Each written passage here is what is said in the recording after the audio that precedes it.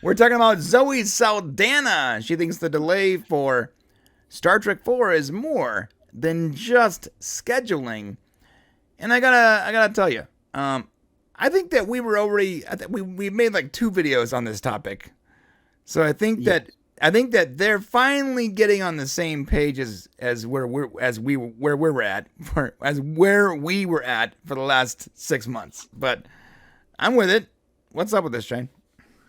Well, Zoe, basically, who plays Uhura, talks about that Star Trek 4. Stop real quick. The way you say that, every time we get comments of people saying, "Why are you saying it that way?" Uhura? You say it with like this. Okay, listen. I live in Southern California. My wife is a half Mexican, and I have some Spanish words in me. And when you put a U and an R next to each other, it is very hard not to roll that R. Bro, so Uhura. We made a whole video on this character, and there are thousands of comments asking why you're saying the name that way.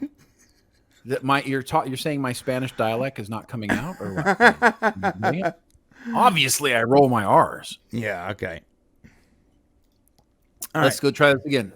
Zoe Saldana, Uhura. Yes, there we go. It just sounds so white when I say it like Uhura. You know that Uhura girl? That's not the way they're going to say it in Africa. It's an African name. So basically, she's saying that everybody's been kind of playing the same game, whether it's Zachary Quinto, whatever you want to call his name, or Chris Pine. Everybody who's talking about Star Trek 4 is basically saying the same thing, like, hey, look, we're ready to do it. When they decide to do it, let's do it. And a lot of people have been saying, well, maybe it's scheduling. Well, Zoe Saldana is saying, well, maybe it's more than just scheduling. And she went in to do this article with trekmovie.com where she was asked, we were in touch with J.J. Abrams, and we were trying to sort of see if we were going to be able to get together this past fall. I don't think it was possible. I have my sort of ideas that maybe it was just like schedules were very complicated. We couldn't manage to get a whole cast and a whole crew to sort of come together. But I think as well, it probably has something to do with the project.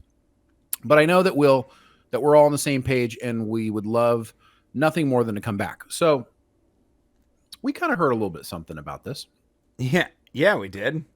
And it's possible that the reason why Star Trek 4 is not happening is because there was a little bit of a disagreement behind the scenes. Yep.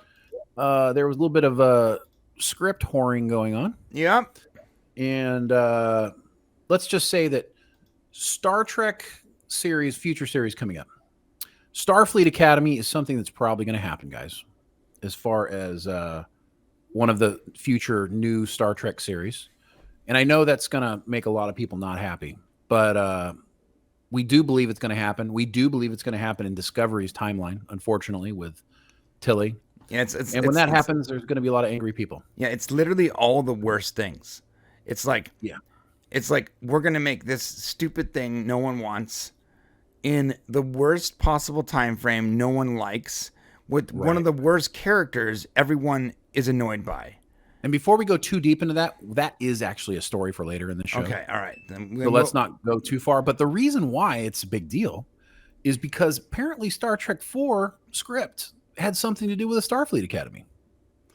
So if that's the case, and there was this problem between, because the people doing the movies and the people doing the TV shows are two different things, then there was some headbutting happening, and it looks like that may be part of the, and this is just rumor, we don't have it as a fact, but we do feel that we've heard enough that would tell us that the potential Star Trek 4 movie had something to do with Starfleet Academy, and there was some bumping of heads between creatives on who was going to get to do what.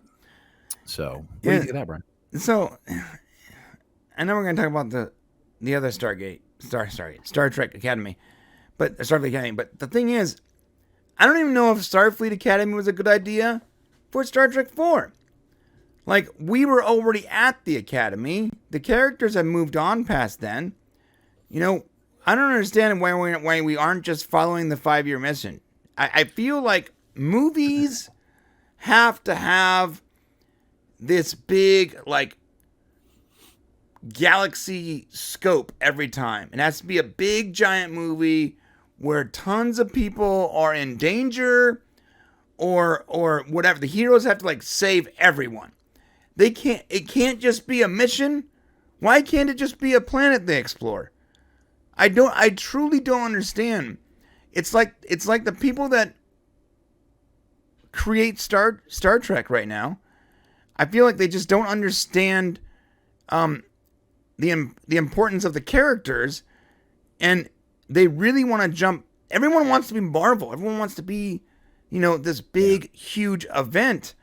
Bro, at the end of the last movie, they're on their 5-year mission.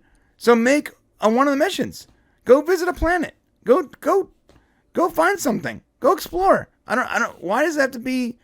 And if it can't be that, let's go back in time. Oh, we can't do that, so let's just start everything over again. Like, I don't get it. It's so frustrating to me.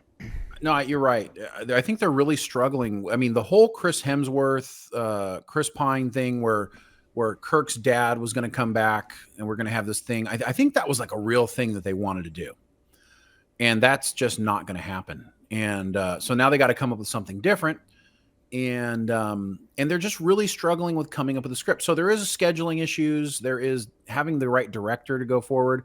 And also you got to think about when you go through all of the Star Trek stories, like all the movies that we've ever had, right?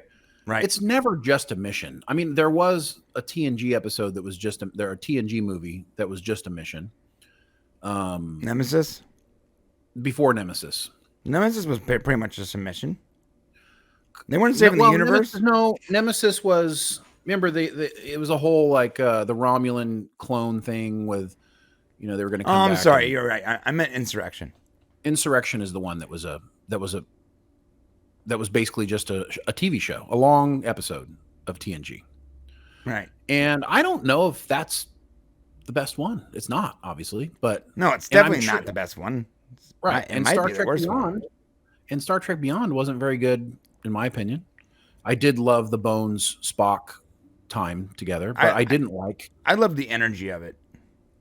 Yeah, okay, but movies have to be more than energy, But that movie was also like a big problem. Like the guy was coming back with all these drones, and he's going to kill the space station with millions of people on it. Yeah, you can't.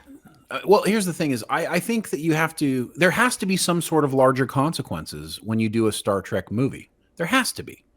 Like, that's the whole point of a movie. So they can't just go and do an episode of TV, a long episode of TV. It needs to be something with consequences. And I think they're running out of things to cover. I mean, they could create something new. It'd be cool if they could figure out a way to tie in something else. Maybe they could do, I don't know. We'd have to really sit down and think about it. So instead of rebooting and starting in the beginning, what you need to do is what this man on the screen does, Kevin Feige. You need to start small, introduce new villains and new characters, solve problems that are smaller now, and work your way up to larger universe hanging in the balance events. Right. But can you do that now? We've already done 3 movies with these actors. Now we're talking about using the same actors. So do you start over with new actors? Don't want to do that. No, we love these guys. Same actors. They're on the 5-year mission. Find a planet they're exploring. There's something going on. They gotta like bend the rules of the Prime Directive to fix it. And during that time, they meet a character that, some ominous character, right? Like, let's say Harry Mudd, and that'd be cool. And and at the very end, there's this little like, sort of like hook. Now you've had this entire story. You've seen the beginning and end, but at the very end, that character does something that implies that he's going to be a part of the next movie in some way. And you start building the story into the big galactic ending event.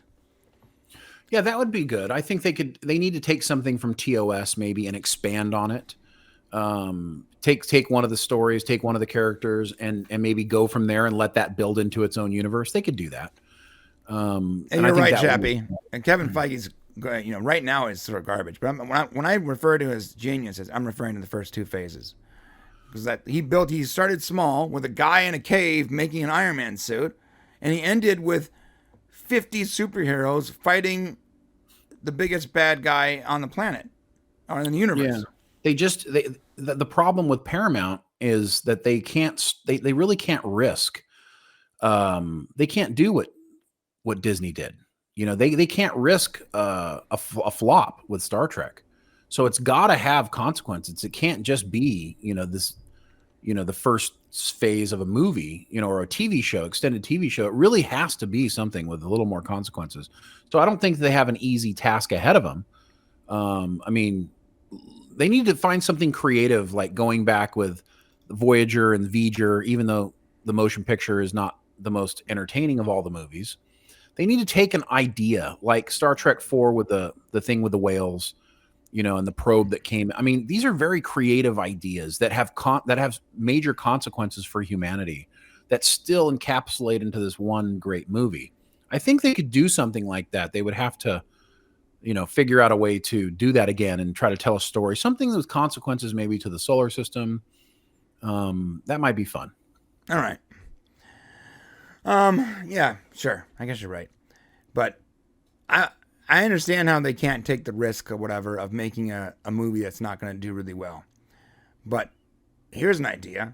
Maybe spend a little less and like what Chris Pine said, expect $500.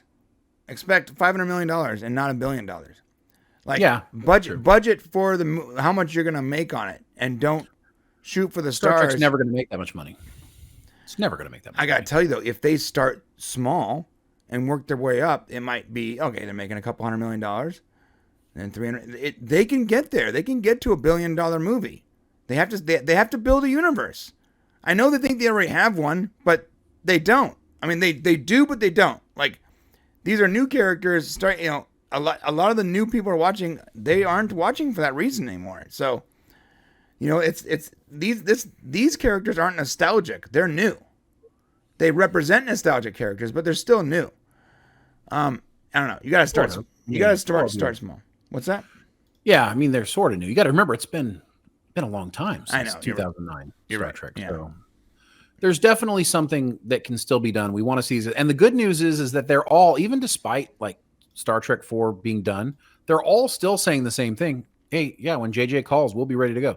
Zachary just said, literally the day after Zoe's story came out, yeah, I'm like just waiting for JJ to call. I got other things to do and I'm going to do them. But when he calls, I'll be ready to go. So that's the great thing about this is like the actors really want to do it. I mean, it's just really wonderful. Yeah, from everything I've read and seen with all the behind the scenes stuff, it seems like the actors do really like each other. Like they're really very friendly. So that's cool. All right, so listen, that's it. Listen, hit the subscribe button away in the comment section. Let us know what you guys think about Star Trek 4. And in the chat, let us know what you guys think about Star Trek 4. Are you just over it now? And let's just start over? Let's move on to the next generation or whatever. Let us know.